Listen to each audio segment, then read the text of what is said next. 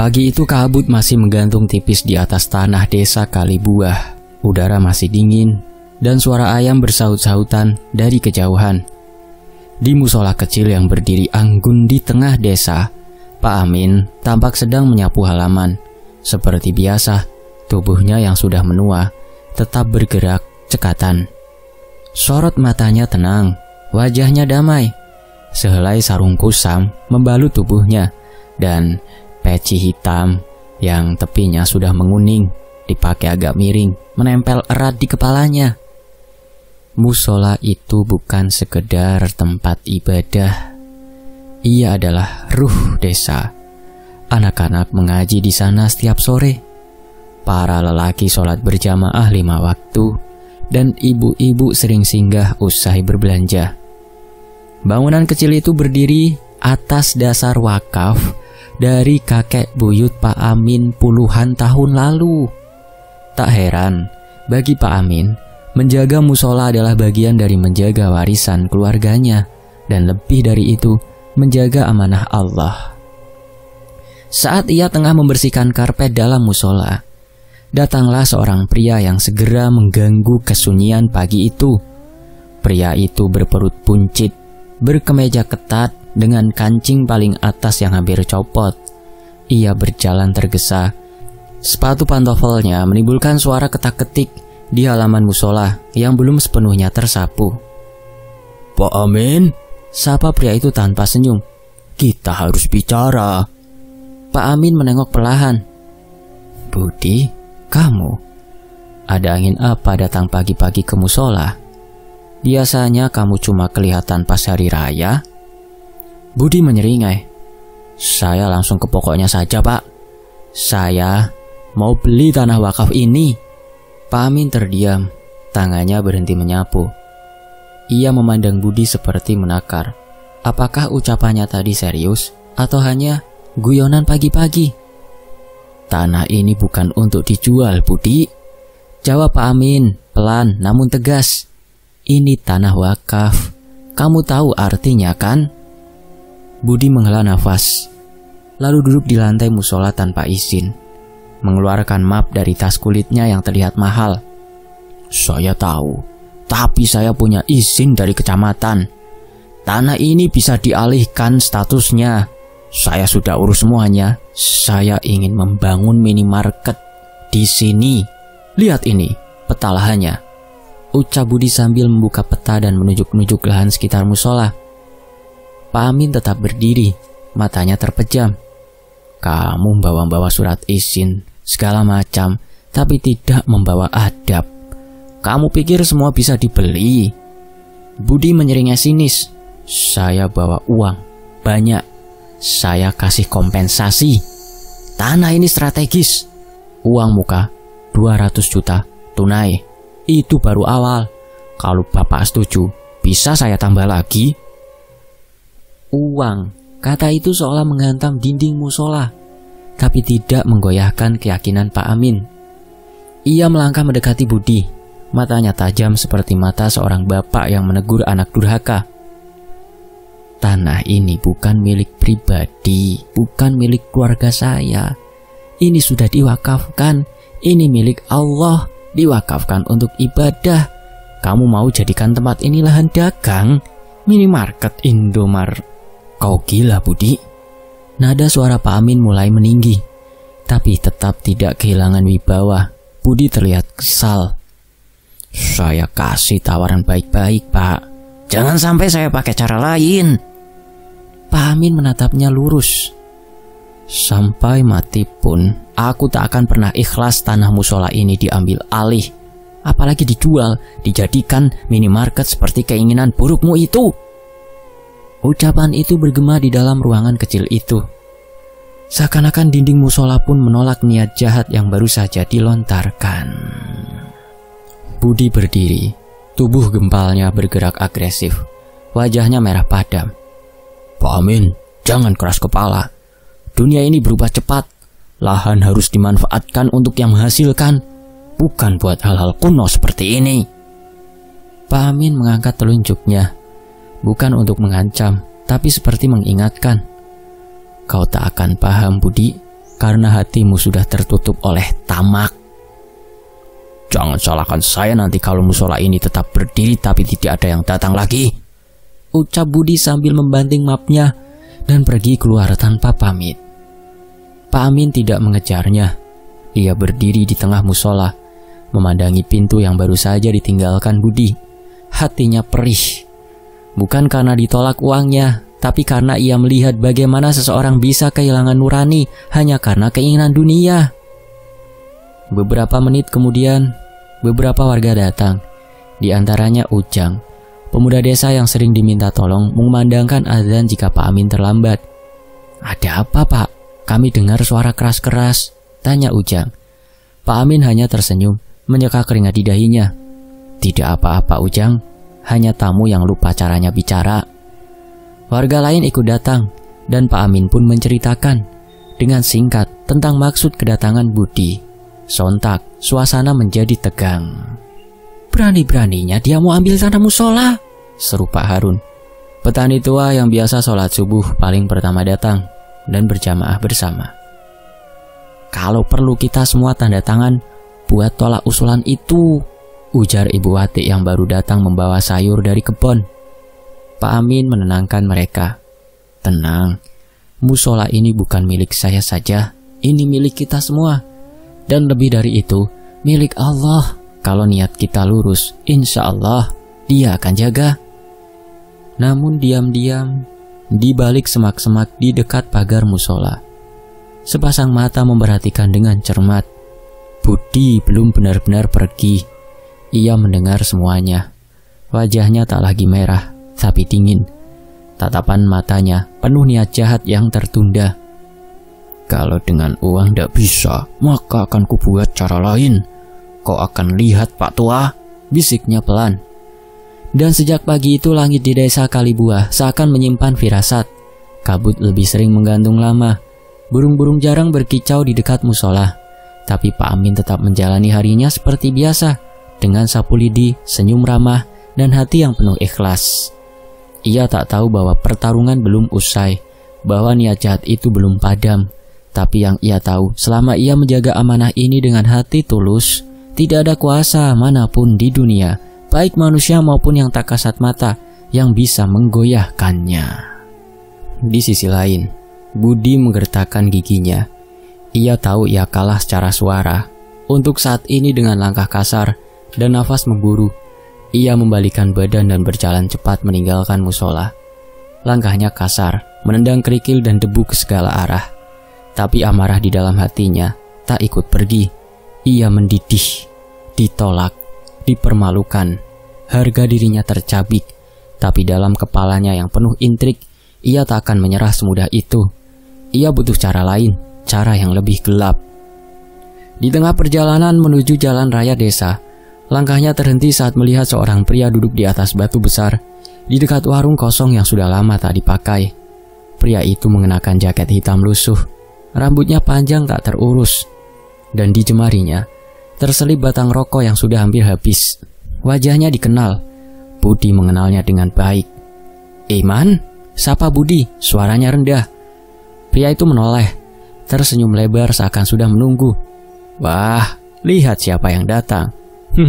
"Tuan pengusaha dari kota," jawab Iman dengan nada sinis, lalu menepuk-nepuk batu di sebelahnya. "Duduklah. Aku tahu wajah seperti itu, wajah orang yang habis ditampar kenyataan." Budi mendengus, tapi tetap duduk. Ia tahu Iman bukan orang baik, tapi saat ini orang baik tidak bisa membantunya. Ia butuh orang yang tak punya rem moral, dan Iman cocok untuk itu.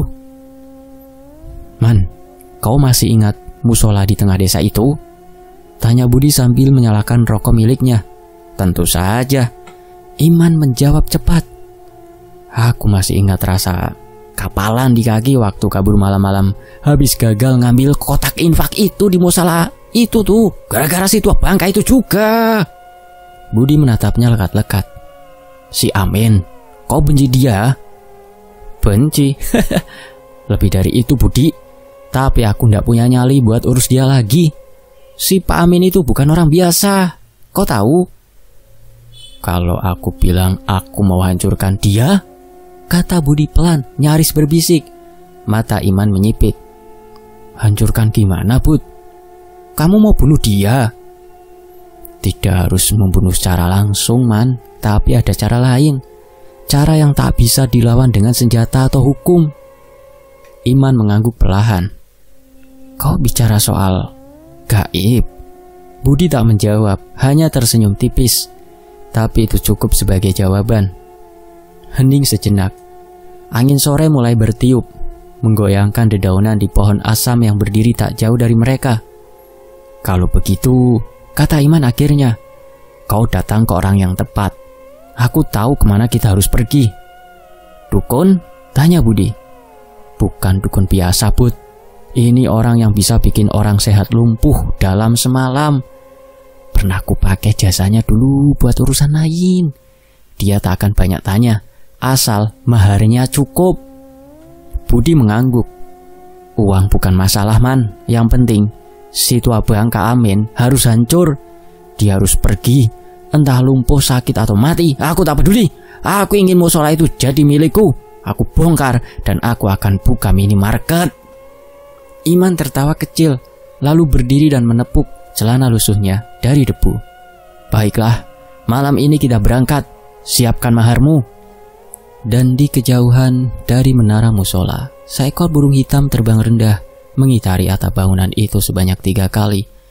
Sebelum menghilang di balik pepohonan, seolah pertanda bahwa angin jahat sedang bersiap menyapa. Langit malam itu tampak kelabu, tak sepenuhnya gelap. Awan tebal menggantung menutupi sinar bulan. Suasana desa Kalibuah terasa sunyi, lebih senyap dari biasanya, seolah menyimpan sesuatu yang tak kasat mata.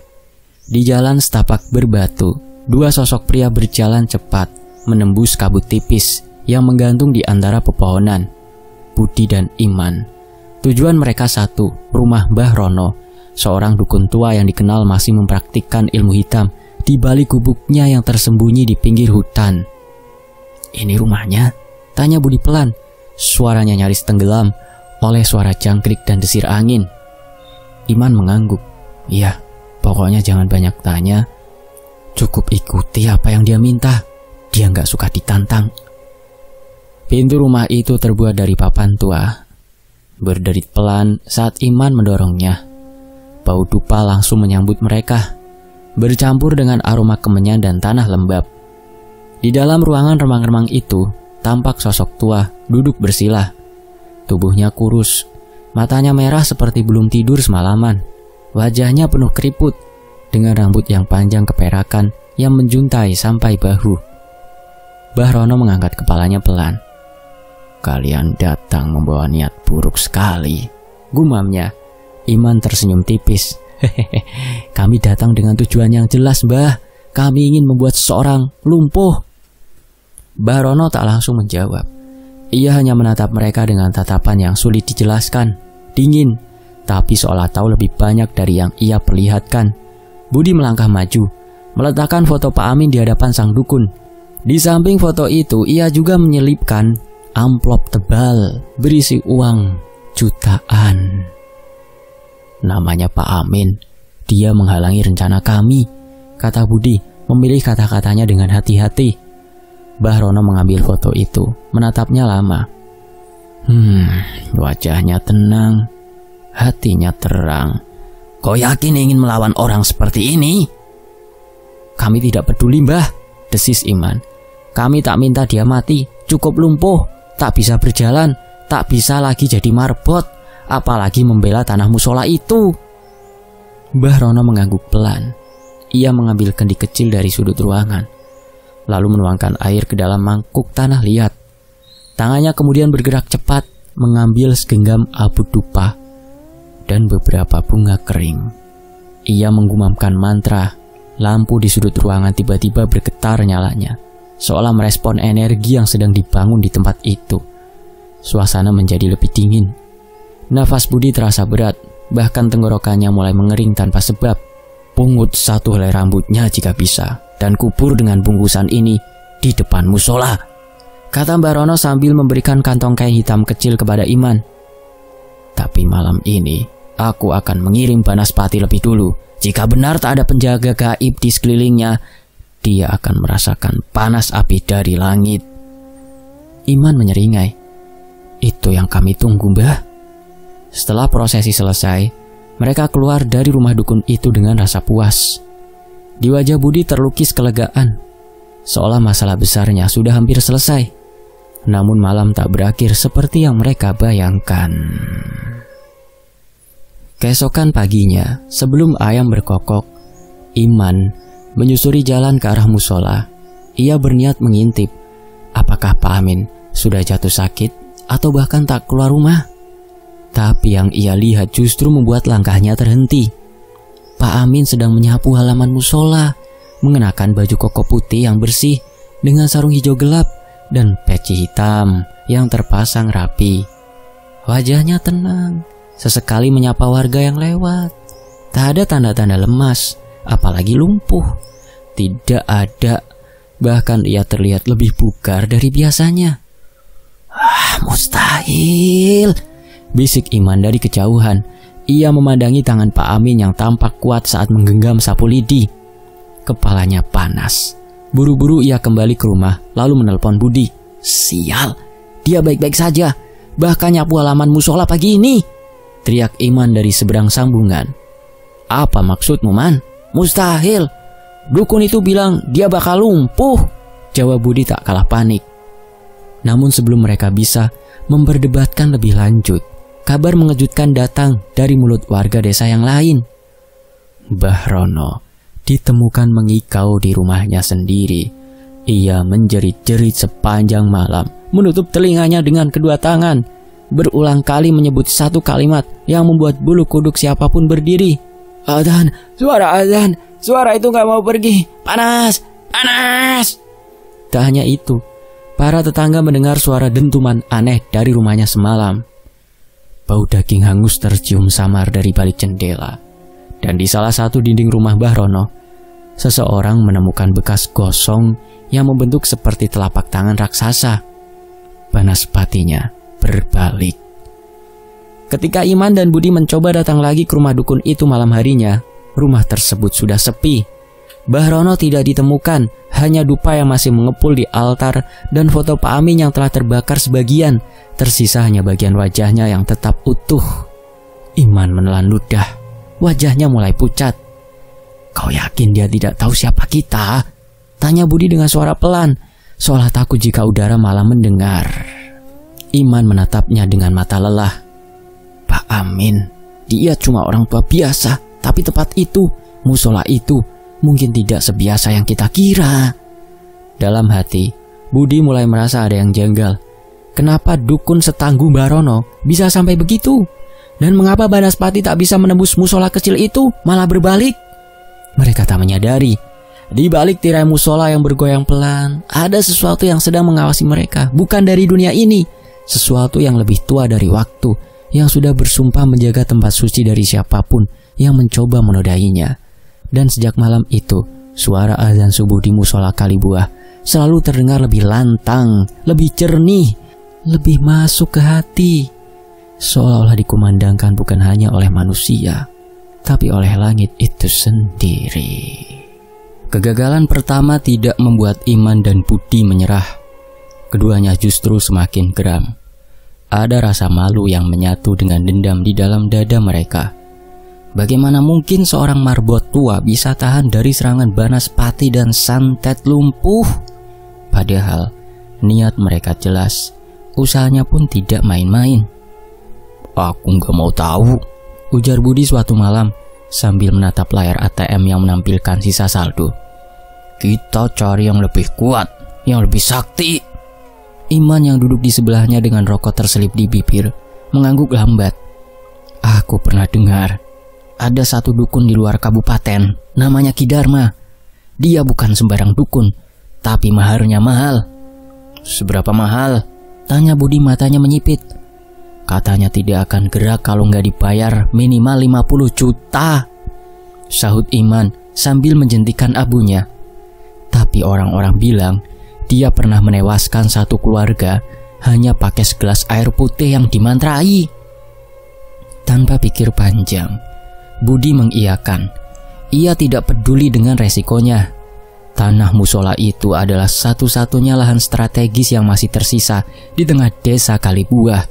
Apalagi dengan rencana besar, pembangunan minimarket, keuntungan besar sudah di depan mata, asal Pak Amin lenyap. Perjalanan menuju ke rumah Ki Dharma terasa sunyi. Malam itu hujan gerimis turun, membasahi jalan tanah yang mereka lewati. Motor yang mereka naiki sempat mogok satu kali, seolah menolak membawa mereka ke tempat yang tak semestinya didatangi manusia biasa. Rumah Ki Dharma terletak di balik rimbunan pohon bambu, terasing dari pemukiman warga. Rumah itu sederhana, berdinding kayu gelap dengan lampu temaram yang menggantung seperti kunang-kunang tua. Mereka mengetuk pintu 3 kali. Tak lama kemudian, pintu terbuka. Di baliknya berdiri seorang pria tinggi kurus dengan mata yang cekung dalam. Kulitnya legam seperti arang dan tangan penuh goresan bekas luka. Aura kehadirannya seketika membuat dada Budi terasa sesak. "Masuk," ucap Ki Dharma dengan suara serak seperti kerikil diseret di atas batu. Tanpa banyak bicara, Iman meletakkan foto Pak Amin di atas meja pendek. Budi dengan sedikit ragu mengeluarkan uang 50 juta tunai dibungkus plastik. Ia letakkan uang itu di samping foto tersebut. Ki Dharma menatap foto itu lama, lalu ia tertawa kecil, tawa yang menggema aneh di dalam ruangan yang sempit dan lembab itu. "Orang ini bukan orang sembarangan," katanya lirih. "Tapi uang kalian lebih dari cukup. Aku bisa mencobanya." Ia mulai mengambil beberapa benda dari lemari tua. Sebuah kendi tanah liat, lidi hitam, 2 ekor ayam, dan botol kecil berisi cairan berwarna biru minyak keunguan. Kemudian ia membakar kemenyan, membaca mantra dalam bahasa Jawa yang asing bergetar. 2 ekor ayam langsung disembelih di tempat. Ruangan seketika berubah. Udara menjadi berat, lampu tiba-tiba redup, dan bau darah menyelinap di antara aroma dupa. Ki Dharma mengambil segelas air, mencampurkan cairan dari botol itu, lalu meniupnya sambil terus menggumam. "Nyawanya akan aku cabut malam ini juga," katanya, lalu menyemburkan air itu tepat ke foto Pak Amin. Buah! Detik berikutnya adalah keheningan. Namun tiba-tiba tubuh Ki Dharma mengejang. Mulutnya terbuka lebar, seolah hendak memuntahkan sesuatu yang tak terlihat. Kedua matanya melotot. Dari sela-sela bibirnya yang bergetar, darah mengalir deras. Ia menjerit. Suara Paro itu mengguncang ruangan. "Oh, panas, panas!" Ki Dharma memegangi dadanya. Tubuhnya terguncang hebat sebelum akhirnya terjatuh ke lantai. Kepala menghantam papan dengan bunyi keras. Darah menggenang di bawahnya. Iman dan Budi membeku. Keduanya hanya mampu berdiri dengan nafas tersengal. Tak percaya dengan apa yang baru mereka lihat. Dukun itu mati seketika. Bud, kita harus pergi, Bud!" teriak Iman panik.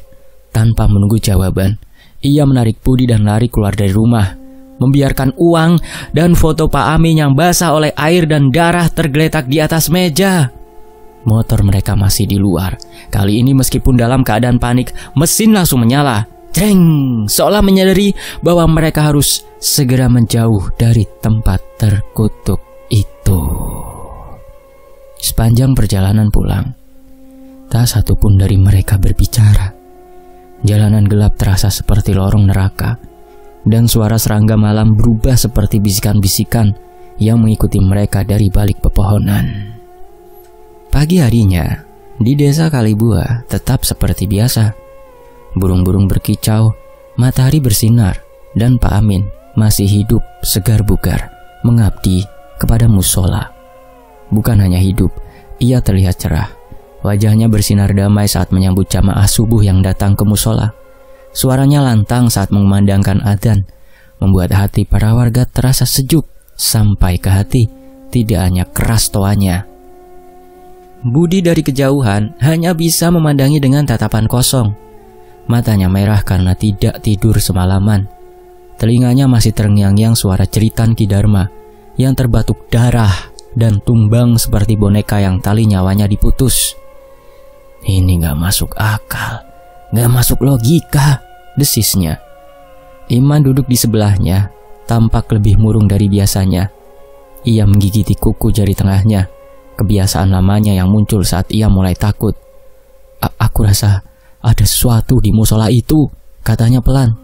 "Kita bukan cuma berhadapan sama Pak Amin." Budi tak menjawab. Ia memejamkan mata, mencoba menenangkan pikirannya. Tapi saat kelopak matanya tertutup, yang ia lihat justru bayangan Ki Dharma tersungkur di lantai dengan darah yang mengalir dari mulut. Dan dalam bayangan itu ada suara asing yang tak manusiawi, berat, bergema, seperti berasal dari dalam tanah. "Jangan ganggu yang dijaga oleh langit." Suara itu terus terngiang, bahkan ketika Budi terbangun dari tidurnya malam nanti.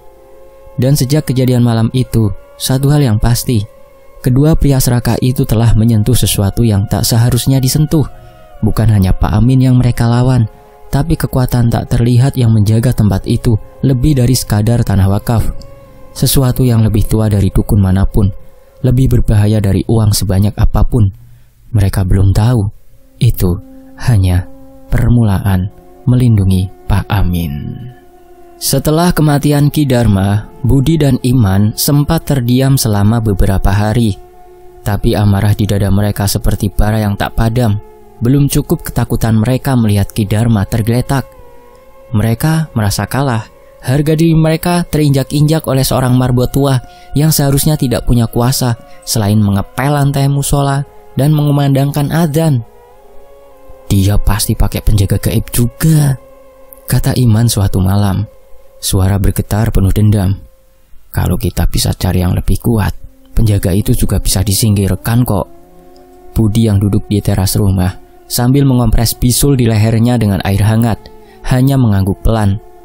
Tubuhnya memang mulai dipenuhi bisul aneh sejak 3 hari terakhir.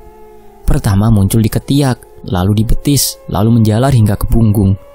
Setiap malam ia merasa seperti ada jarum yang celekit-celekit yang menusuk kulitnya. Tapi ia tak pernah mengaitkannya dengan upaya santet yang gagal. Baginya, ini hanya gangguan fisik biasa, medis. Ada satu dukun lagi, dukun dari pesisir barat. Orang-orang menyebutnya Mbah Gintoro. Dia bukan orang biasa. Katanya bisa memanggil leluhur laut selatan. Ujar Iman lirih, mencoba meyakinkan dirinya sendiri. Budi menoleh. "Kau yakin mau coba lagi?" Iman tak menjawab. Tapi dari tatapan matanya, Budi tahu tak ada jalan kembali. Maka keesokan malamnya, mereka pun berangkat diam-diam ke rumah Mbah Gintoro. Letaknya di kabupaten sebelah selatan dari mereka tinggal, di pinggir pantai, dikelilingi pohon-pohon dan suara debur ombak yang terdengar mengerikan saat malam tiba. Mbah Gintoro sudah tua, kulitnya keriput seperti kulit ular yang nyaris mengelupas, giginya tinggal 2, tapi tatapannya tajam dan menusuk seperti duri ikan pari. Rumahnya penuh bau amis dan dupa yang menyengat. Di salah satu pojok tampak tengkorak monyet dan kedi besar yang bergerak-gerak sendiri.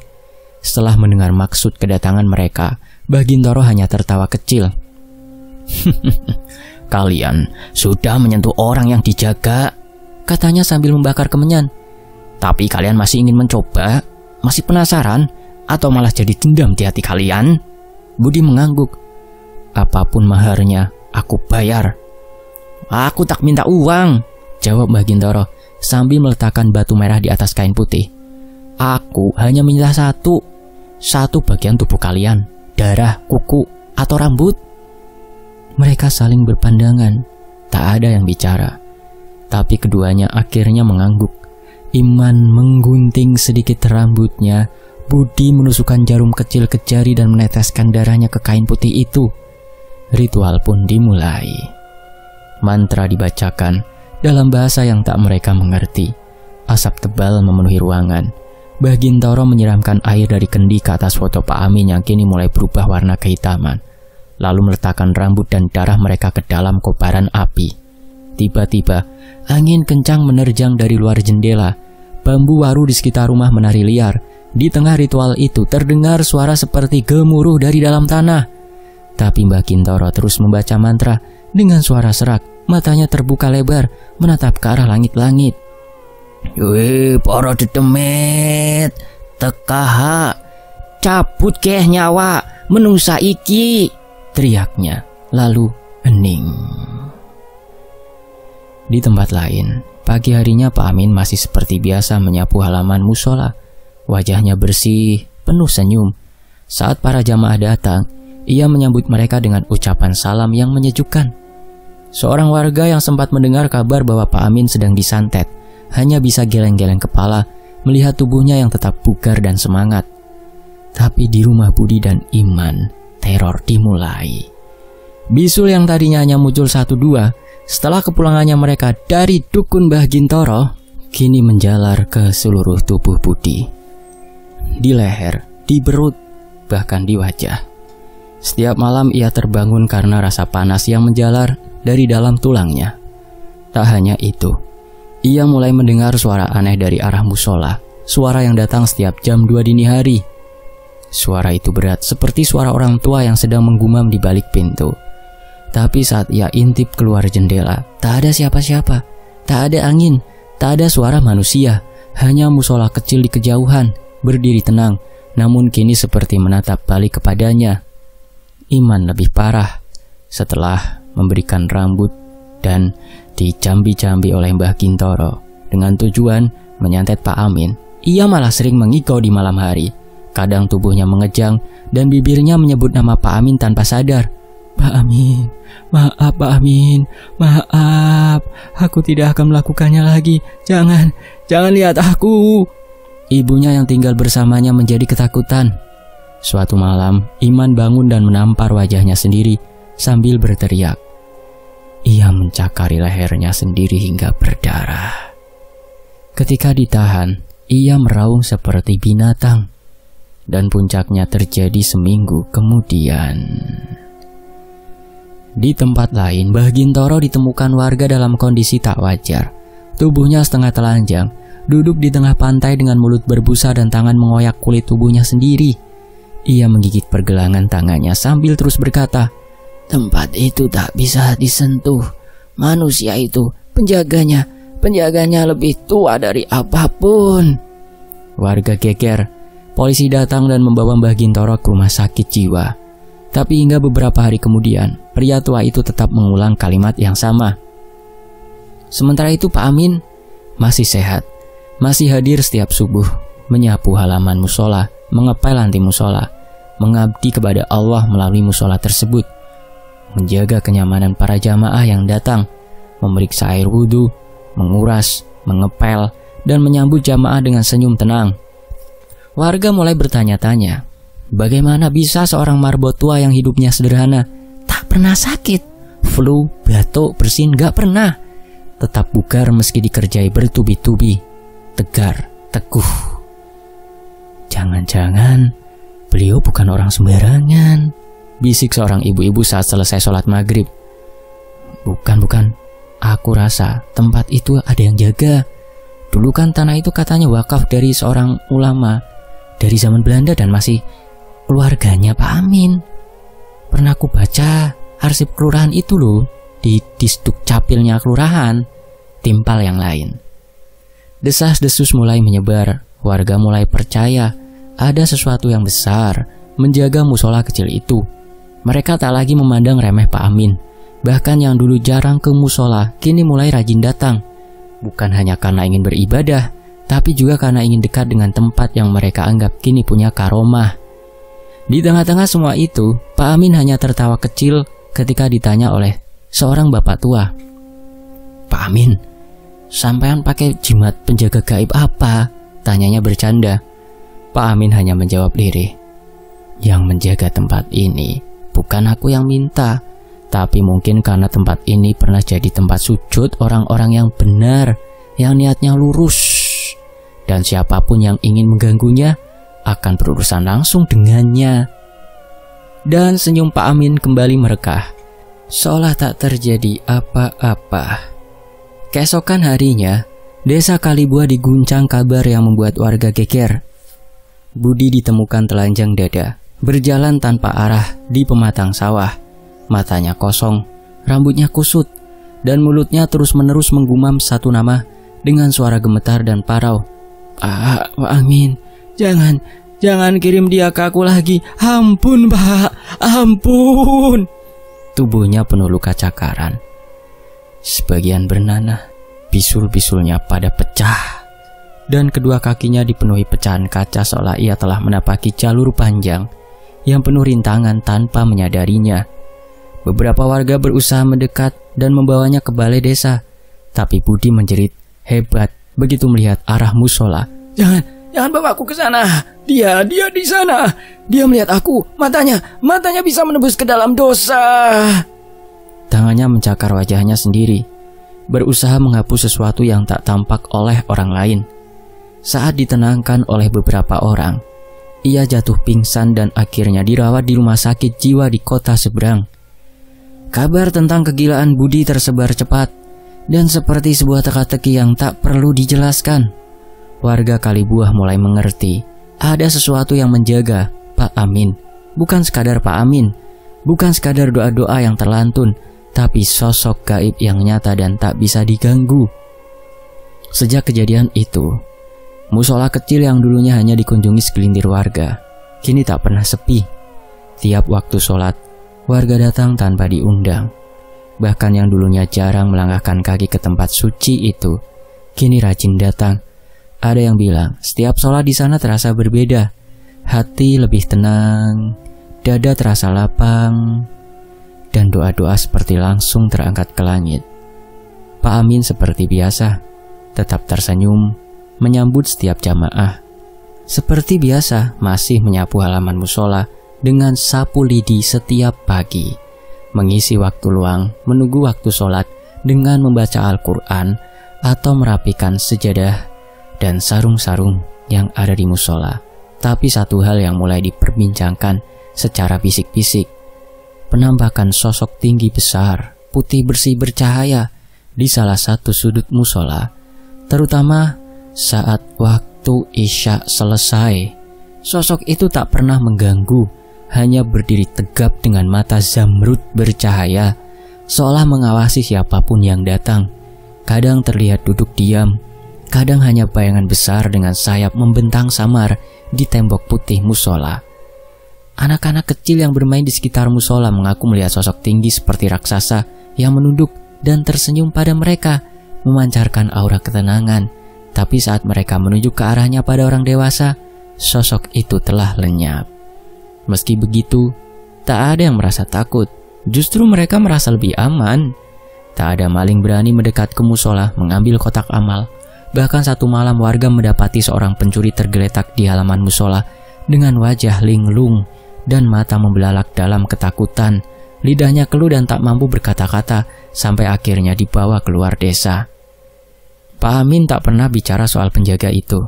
Tapi suatu hari, saat seorang pemuda dari luar desa bertanya, ia hanya berkata lirih, "Tempat ini bukan cuma ditinggali manusia.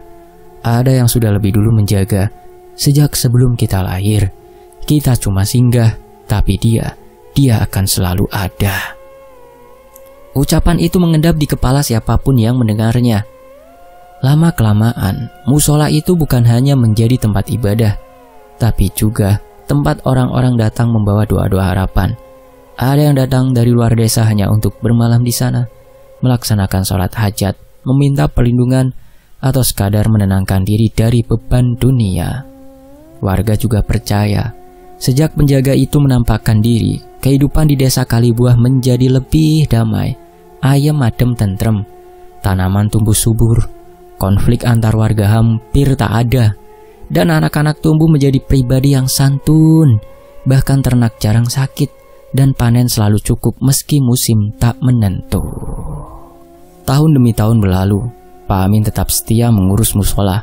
Meski usianya semakin menua, rambutnya memutih, geraknya melambat, tapi sorot matanya tetap jernih seperti mata anak kecil yang tak pernah menyimpan dendam. Suatu pagi Pak Amin ditemukan tertidur di pojok musola Di tempat Iasa berzikir selepas subuh, senyumnya masih terukir di bibir, tangannya masih memegang tasbih. Namun ia tak lagi bernafas. Warga datang berbondong-bondong, banyak yang menangis. Bahkan orang-orang dari luar desa turut hadir, mengenang Pak Amin sebagai penjaga yang tak pernah marah, tak pernah memaki, tak pernah meminta imbalan. Beliau dimakamkan tak jauh dari musola, di pemakaman desa, di bawah pohon jati tua yang selama ini selalu memberikan keteduhan. Beberapa warga mengaku saat jenazah Pak Amin diturunkan ke liang lahat, langit yang awalnya cerah berubah sendu. Awan-awan bergerak lambat, angin bertiup pelan membawa aroma melati. Lalu suara burung-burung pun berhenti, seakan mengeningkan cipta, mengenang kebaikan Pak Amin, pengabdian Pak Amin untuk masyarakat sekitar. Dan dari kejauhan, seorang anak kecil mengaku melihat sesosok tinggi bersayap berdiri, diam di belakang nisan Pak Amin. Tatapannya tajam namun penuh duka. Dia berdiri di sana, putih bersih seperti teman lama yang ditinggal pergi, ujar bocah itu. Kini bertahun-tahun setelah kepergian Pak Amin, musola itu tetap berdiri tegak. Halamannya lebih luas, bangunannya direnovasi oleh warga secara gotong royong. Tapi satu hal yang tak pernah berubah, auranya. Siapapun yang masuk merasakan seolah ada sepasang mata besar yang mengamati dengan bijaksana. Tak ada yang berani berniat buruk di dalamnya. Dan setiap malam Jumat, selalu ada cahaya samar yang menyelimuti musola itu. Dari atas, bukan cahaya lampu, tapi cahaya yang lebih lembut, hangat, seperti pelindung tak kasat mata. Banyak yang percaya, makhluk penjaga itu kini bukan hanya menjaga bangunan musola, tapi menjaga seluruh desa Kalibuah, menjaga agar niat jahat tak lagi bertunas, menjaga agar kedamaian tetap tinggal. Ia tak berbicara, tak menampakkan diri terlalu sering, tapi sesekali, saat malam tenang dan angin musola, seolah masih menunggu perintah dari tuannya, Pak Amin, yang kini telah menjadi bagian dari sejarah tempat suci itu. Sebab penjaga sejati tak pernah benar-benar pergi. Mereka hanya berpindah wujud, menjadi cerita, menjadi doa, menjadi penjaga selamanya. Tamat. Demikianlah sebuah kisah, semoga terhibur. Sampai jumpa di kisah lainnya. Tony FS pamit. Wassalamualaikum warahmatullahi wabarakatuh.